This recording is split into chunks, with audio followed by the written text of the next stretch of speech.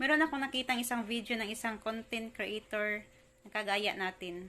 Ginawa mo po lang dashboard ko, 5 ang upload kong video, 5 araw-araw. At ginagawa kong kabaliw-baliw ang video ko.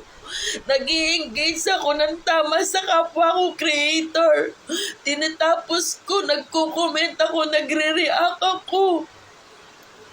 Nagla-live pa ako araw-araw.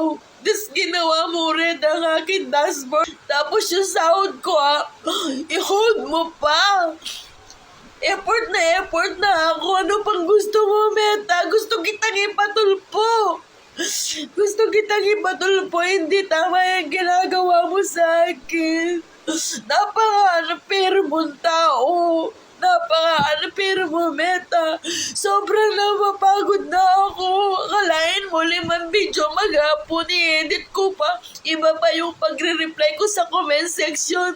Tapos ganito yung ganti mo sa akin. Napaka-ano mo naman. Ang sarap mong ipatulpo talaga. Sobra, ipapatulpo talaga kita kung makita lamang kita. Napaka-unfair mo. Sobra ka. Hindi ko matanggap yan. Naging red ang dashboard ko.